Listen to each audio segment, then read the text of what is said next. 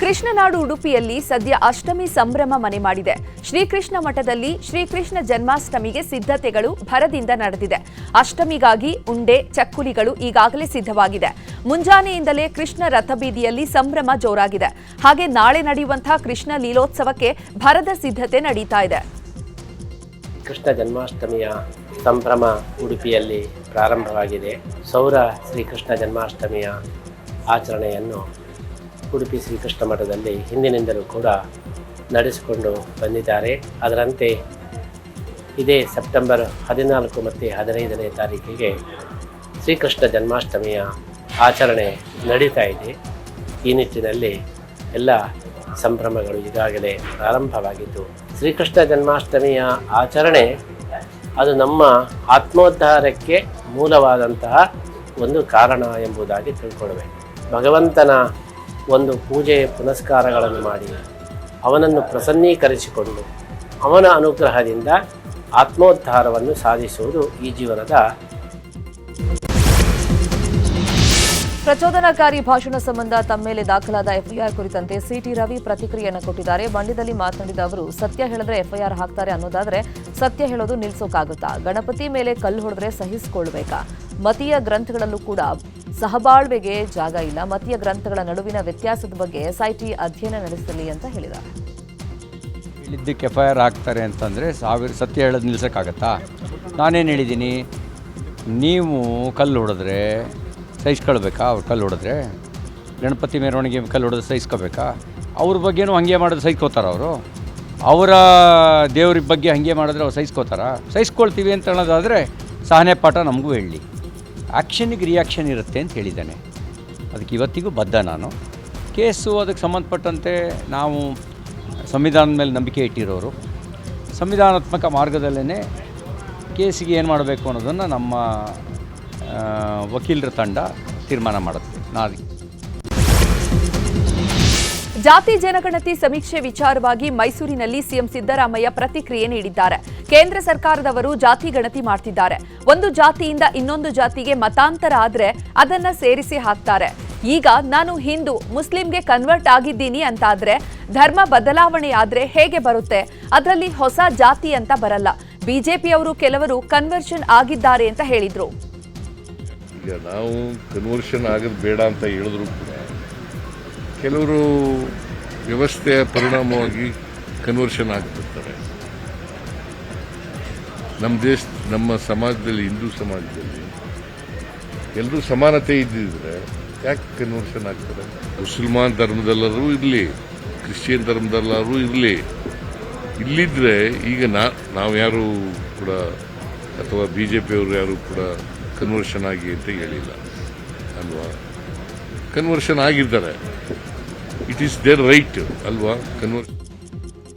ಇನ್ನು ಮತಾಂತರ ಆದವರನ್ನ ಕ್ರಿಶ್ಚಿಯನ್ ಅಂತಲೇ ನಿರ್ಧರಿಸಲಾಗುತ್ತೆ ಎಂಬ ಸಿಎಂ ಸಿದ್ದರಾಮಯ್ಯ ಹೇಳಿಕೆಯನ್ನ ಸಚಿವ ಶಿವರಾಜ್ ತಂಗಡಗಿ ಸ್ವಾಗತ ಮಾಡುತ್ತೇವೆ ಅಂತ ಹೇಳಿದ್ರು.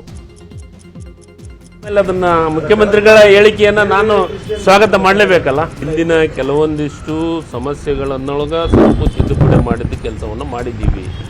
ಇದು ಎಲ್ಲರಿಗೂ ಅನುಕೂಲ ಆಗಬೇಕು, ಯಾವುದೇ ಅನಾನುಕೂಲ ಆಗ್ಬಾರ್ದು. ಕೆಲವೊಂದಿಷ್ಟು ಜನ ಹಿಂದೆ ನಾವು ಭಾಗವಹಿಸಲ್ಲ ಅಂತ ಕೇಳಿದರು. ಹಾಗೆ ಭಾಗವಹಿಸಲಾಗ ಈ ಸತೆ ನಾವೊಂದು ವಾರ್ಡನ್ನು ಮಾಡಿದ್ದೀವಿ. ಈ ಸರ್ವೆದೊಳಗೆ ಎಲ್ಲರೂ ಪಾಲ್ಗೊಂಡು ಈ ಸರ್ವೆಯನ್ನು ಯಶಸ್ವಿಗೊಳಿಸಿ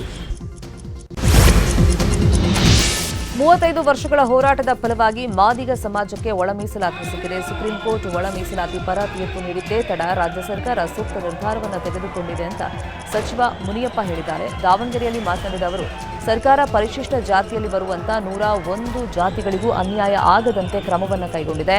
ಶಾಶ್ವತ ಪರಿಶಿಷ್ಟ ಜಾತಿ ಆಯೋಗ ಸ್ಥಾಪನೆ ಆಗಲಿದೆ. ಬಿಜೆಪಿಯವರು ಒಳ ಮೀಸಲಾತಿ ಬಗ್ಗೆ ವ್ಯಂಗ್ಯವಾಡ್ತಾ ಇದ್ದಾರೆ. ಆದರೆ ಸದಾಶಿವ ಆಯೋಗದ ವರದಿ ಬಗ್ಗೆ ಬಿಜೆಪಿ ಯಾಕೆ ಮೌನ ವಹಿಸಿತ್ತು ಅಂತ ಮುನಿಯಪ್ಪ ಪ್ರಶ್ನೆ ಮಾಡಿದ್ದಾರೆ. ಸರ್ಕಾರ ಒಳ ಮೀಸಲಾತಿ ವಿಚಾರದಲ್ಲಿ ಬಂಜಾರ ಭೋವಿ ಸಮಾಜಕ್ಕೆ ಅನ್ಯಾಯ ಮಾಡಿದೆ ಅಂತ ಸಂಸದ ಬಿವೈ ರಾಘವೇಂದ್ರ ಹೇಳಿದ್ದಾರೆ.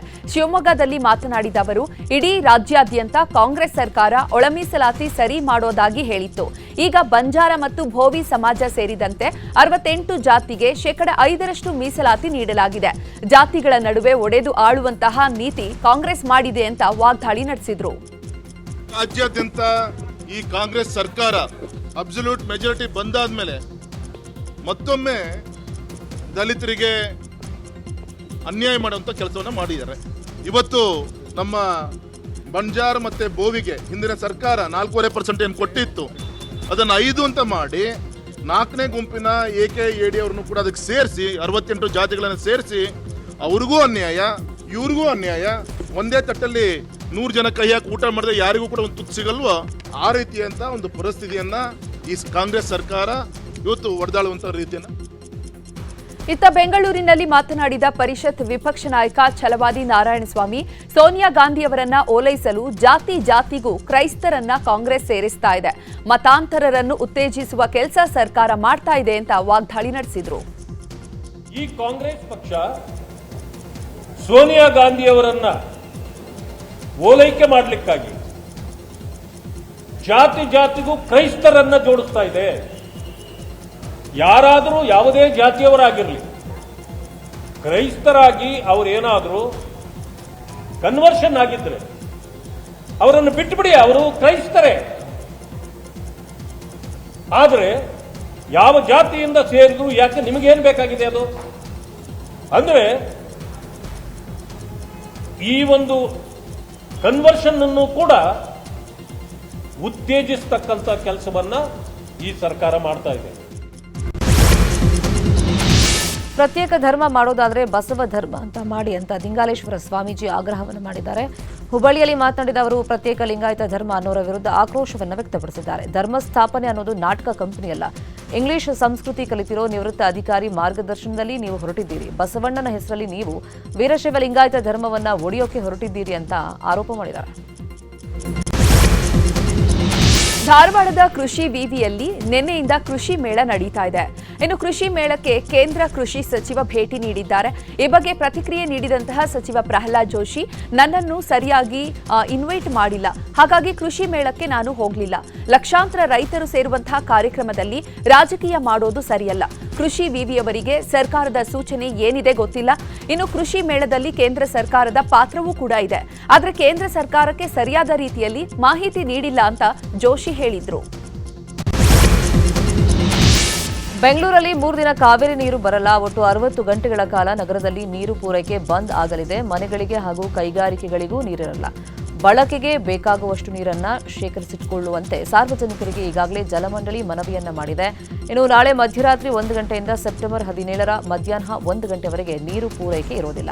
ಈ ಅವಧಿಯಲ್ಲಿ ನಗರದ ಎಲ್ಲಾ ಜಲರೇಚಕ ಯಂತ್ರ ಹಾಗೂ ಕೊಳವೆ ಪೈಪ್ಗಳ ನಿರ್ವಹಣೆ ಕಾಮಗಾರಿ ನಡೆಸೋದಕ್ಕೆ ಜಲಮಂಡಳಿ ತೀರ್ಮಾನವನ್ನು ಮಾಡಿಕೊಂಡಿದೆ. ಸೋಷಿಯಲ್ ಮೀಡಿಯಾದಲ್ಲಿ ದರ್ಶನ್ ಪತ್ನಿ ವಿರುದ್ಧ ಅವಹೇಳನಕಾರಿ ಪೋಸ್ಟ್ ಹಾಕಿದ ವಿಚಾರವಾಗಿ ಮಹಿಳಾ ಆಯೋಗ ಕಮಿಷನರ್ಗೆ ಪತ್ರ ಬರೆದಿದ್ದೇ ತಡ ತನಿಖೆ ಚುರುಕುಗೊಂಡಿದೆ. ಇನ್ನು ತನಿಖಾ ವರದಿಯನ್ನ ನೀಡುವಂತೆ ಕಮಿಷನರ್ಗೆ ಮಹಿಳಾ ಆಯೋಗ ಪತ್ರ ಬರೆದಿತ್ತು. ಹೀಗಾಗಿ ಪೊಲೀಸರು ತನಿಖೆಯನ್ನ ತೀವ್ರಗೊಳಿಸಿದ್ದಾರೆ. ಆದರೆ ದರ್ಶನ್ ಜೈಲಿಗೆ ಹೋದ್ಮೇಲೆ ವಿಜಯಲಕ್ಷ್ಮಿ ಸೈಲೆಂಟ್ ಆಗಿದ್ದಾರೆ. ನೋಟಿಸ್ ಕೊಟ್ಟರೂ ಕ್ಯಾರೆ ಅಂತಿಲ್ಲ. ಹೀಗಾಗಿ ವಿಜಯಲಕ್ಷ್ಮಿಗೆ 3ನೇ ನೋಟಿಸ್ ಕೊಡಲು ಪೊಲೀಸರು ಮುಂದಾಗಿದ್ದಾರೆ. ಚಿತ್ರದುರ್ಗದ ರೇಣುಕಾಸ್ವಾಮಿ ಕೊಲೆ ಕೇಸಲ್ಲಿ 2ನೇ ಬಾರಿಗೆ ದರ್ಶನ್ ಜೈಲು ಸೇರಿ ಇವತ್ತಿಗೆ 1 ತಿಂಗಳಾಗಿದೆ. ಸುಪ್ರೀಂ ಕೋರ್ಟ್ನಲ್ಲಿ ಜಾಮೀನು ರದ್ದಾಗಿ ಕಾಟೇರನ ಪವಿತ್ರಗೌಡ ಸೇರಿ ಡಿ ಗ್ಯಾಂಗ್ ಜೈಲು ಪಾಲಾಗಿತ್ತು. ಈಗ 7 ಮಂದಿ ಆರೋಪಿಗಳು ಜೈಲು ಸೇರಿ ಇವತ್ತಿಗೆ 1 ತಿಂಗಳಾಯಿತು. ಇನ್ನು ದರ್ಶನ್ ಅಂಡ್ ಗ್ಯಾಂಗ್ ಅನ್ನ ಮೇನ್ ಜೈಲಿಗೆ ಶಿಫ್ಟ್ ಮಾಡೋ ಸಾಧ್ಯತೆ ಕಡಿಮೆ ಇದೆ. ಕ್ವಾರಂಟೈನ್ ಸೆಲ್ನಲ್ಲಿ ಡಿ ಗ್ಯಾಂಗ್ ಇರೋದಕ್ಕೆ ಅಧಿಕಾರಿಗಳು ಚಿಂತನೆಯನ್ನ ಮಾಡ್ತಾ ಇದ್ದಾರೆ. ಸದ್ಯಕ್ಕೆ ಕ್ವಾರಂಟೈನ್ ಸೆಲ್ನಲ್ಲಿರುವಂತಹ ದರ್ಶನ್ ಅನ್ನ ಮೇನ್ ಜೈಲಿಗೆ ಶಿಫ್ಟ್ ಮಾಡುವಂತೆ ದರ್ಶನ್ ಪರ ವಕೀಲರು ಮನವಿಯನ್ನ ಮಾಡಿದ್ದಾರೆ. ಆದರೆ ಆಡಳಿತ ದೃಷ್ಟಿಯಿಂದ ಭದ್ರತಾ ಸಮಸ್ಯೆಯಿಂದ ಕ್ವಾರಂಟೈನ್ ಸೆಲ್ನಲ್ಲೇ ಜೈಲಾಧಿಕಾರಿಗಳು ಅವರನ್ನು ಮುಂದುವರೆಸಿದ್ದಾರೆ. ಬೆಳಗಾವಿಯಲ್ಲಿ ಇಂದು ಧನಲಕ್ಷ್ಮಿ ಸಹಕಾರಿ ಸಕ್ಕರೆ ಕಾರ್ಖಾನೆಯ ಚುನಾವಣೆ ನಡೆಯಲಿದೆ. ಯಾದವಾಡ ಹಾಗೂ ಹಿರೇರೆಡ್ಡಿ ಗುಂಪಿನ ನಡುವೆ ಪ್ರತಿಷ್ಠೆಯ ಫೈಟ್ ನಡೆಯಲಿದೆ. ಇನ್ನು ಯಾದವಾಡ ಮತ್ತು ಹಿರೇರೆಡ್ಡಿ ಗುಂಪಿನಿಂದ 18 ಜನ ಸ್ಪರ್ಧೆ ಮಾಡಿದ್ದಾರೆ. 19,000 ಜನ ಷೇರುದಾರರಿಂದ ಮತದಾರರಿಂದ ಹಕ್ಕು ಚಲಾವಣೆ ನಡೆಯಲಿದೆ. ಇನ್ನು ರಾಮದುರ್ಗದ ಈರಮ್ಮ ಯಾದವಾಡ ಡಿಗ್ರಿ ಕಾಲೇಜಿನಲ್ಲಿ ಮತದಾನ ನಡೆಯಲಿದೆ. ಬೆಂಗಳೂರು ದಕ್ಷಿಣ ಜಿಲ್ಲೆಯ ಮಾಗಡಿ ಪಟ್ಟಣದಲ್ಲಿ ಉಚಿತ ಗಿಫ್ಟ್ ಬಾಕ್ಸ್ಗಾಗಿ ನೂಕುನುಗ್ಗಲು ತಳ್ಳಾಟ ಆಗಿದೆ. ಟಿಎಪಿಎಂಎಸ್ನ ಸರ್ವ ಸದಸ್ಯರ ಸಭೆ ನಿಮಿತ್ತ ಸಭೆಗೆ ಬಂದಿದ್ದ ಸದಸ್ಯರಿಗೆ ಸಂಘದ ವತಿಯಿಂದ ಟೋಕನ್ ಅನ್ನು ನೀಡಲಾಗಿತ್ತು.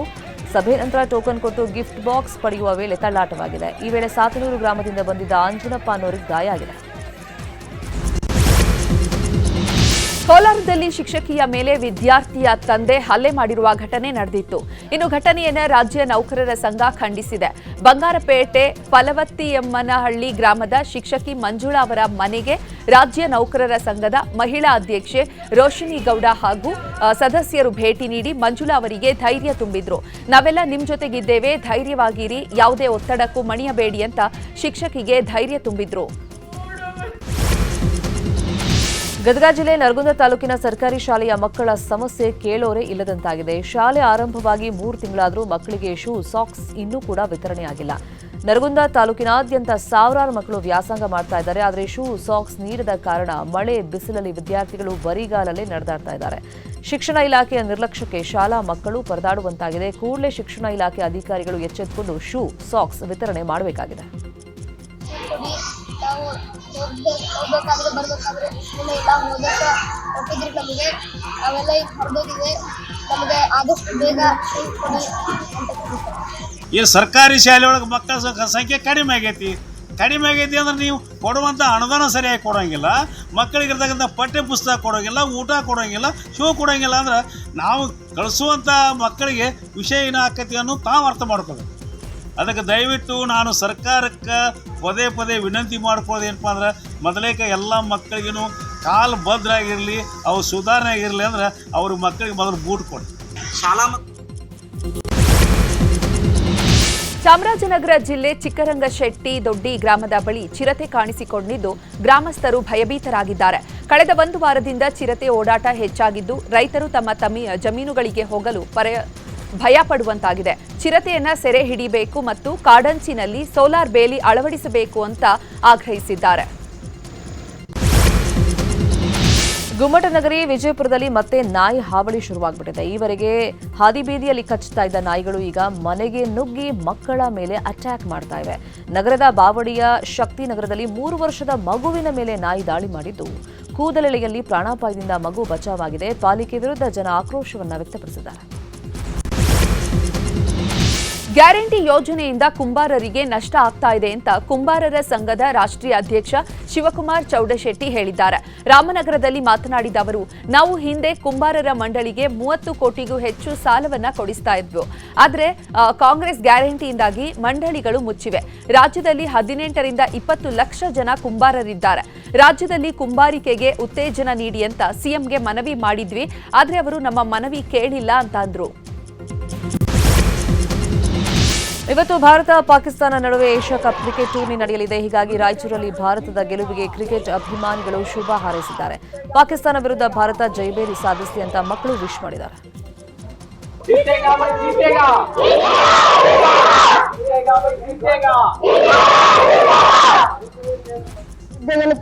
ನಾನು ನಂಬಿದ್ದೇನೆ. ಶುಭ್ಮನ್ ಗಿಲ್ ಸೆಂಚುರಿ ಹೊಡಿತಾನೆ ಅಂತ ನಾನು ಕಾನ್ಫಿಡೆಂಟ್ ಇದೆ. ನಾವು ಯಶಸ್ವಿ ಆಗ್ತೇವೆ, ನಾವು ಗೆಲ್ಲುತ್ತೇವೆ, ಇಂಡಿಯಾನ ಗೆಲ್ಲುತ್ತೆ ಎಂದು ನಂಬಿಕೊಂಡಿದ್ದೇನೆ. ಶುಭ್ಮನ್ ಗಿಲ್ ಪಕ್ಕ ಸೆಂಚುರಿ ಹೊಡಿದ್ದೇನೆ, ಜಸ್ಪ್ರೀತ್ ಬುಮ್ರಾ ಪಕ್ಕ 5 ವಿಕೆಟ್ ತಗೊಂತಾನೆ ಎಂದು ನಾನು ನಂಬಿದ್ದೇನೆ. ಭಾರತ್ ಮಾತೆ! ಭಾರತ 100ಕ್ಕೆ 100 ಗೆಲ್ಲುತ್ತದೆ. ನಾನು ದೇವರಲ್ಲಿ ಪ್ರಾರ್ಥಿಸುತ್ತೇನೆ. ಬೋಲೆ ಭಾರತ್ ಮಾತಾ ಕಿ ವಂದೇ. ಭಾರತ ಮತ್ತು ಪಾಕಿಸ್ತಾನ ಮ್ಯಾಚ್ ಇದೆ. ಭಾರತ ಗೆದ್ದೇ ಗೆಲ್ಲುತ್ತದೆ. ಮತ್ತು ಇಂಡಿಯಾ ಮ್ಯಾಚ್ ಇದೆ. 100% ಇಂಡಿಯಾ ಗೆಲ್ಲುತ್ತದೆ ಎಂದು ನನಗೆ ಭರವಸೆ ಇದೆ. ಇಂಡಿಯಾ 100% ಗೆಲ್ಲುತ್ತದೆ. ಮತ್ತು ಪಾಕಿಸ್ತಾನ ನಡುವೆ ಏಷ್ಯಾ ಕಪ್ನ ಭಾರತದ ಮೊದಲ ಪಂದ್ಯವಿದೆ. ಈ ಪಂದ್ಯದಲ್ಲಿ ಭಾರತ ಗೆದ್ದೇ ಗೆಲ್ಲುತ್ತದೆ. ಗೆಲ್ಲಬೇಕೆಂದು ನಮ್ಮ ಎಲ್ಲ 100 ಕೋಟಿ ಭಾರತೀಯರ ಒಂದು ಪ್ರಾರ್ಥನೆ ಮಾಡ್ತಿದ್ದೇವೆ. ಅದೇ ರೀತಿ ಚಿಕ್ಕ ಮಕ್ಕಳು, ಎಕ್ಸ್ಪರ್ಟ್ ಸ್ಕೂಲಿನ ಚಿಕ್ಕ ಮಕ್ಕಳು ಸಹ ಭಾರತ ಗೆಲ್ಲಬೇಕೆಂದು ಇವತ್ತು ದೇವರಲ್ಲಿ ಪ್ರಾರ್ಥನೆ ಮಾಡ್ತಾ ಇದ್ದಾರೆ. ಇಂಡಿಯಾ ಪಾಕಿಸ್ತಾನ ಮ್ಯಾಚ್ ಇದೆ ದುಬೈಯಲ್ಲಿ. ಇಂಡಿಯಾ 99% ವಿನ್ ಆಗೋ ಚಾನ್ಸಸ್ ಅಂತೂ ಇದ್ದೇ ಇದೆ. ಇದರಲ್ಲಿ ಅಭಿಷೇಕ್ ಶರ್ಮಾ, ಹಾರ್ದಿಕ್ ಪಾಂಡ್ಯ ಅವರೆಲ್ಲ ಕ್ಲಿಕ್ ಆಗಿದ್ದು ತಡ ಇಲ್ಲ. ಮ್ಯಾಚ್ ಅಂತೂ ವಿನ್ ಅಂತೂ ಆಗೇ ಆಗುತ್ತದೆ. ಇದು ನಮ್ಮ 150 ಕೋಟಿ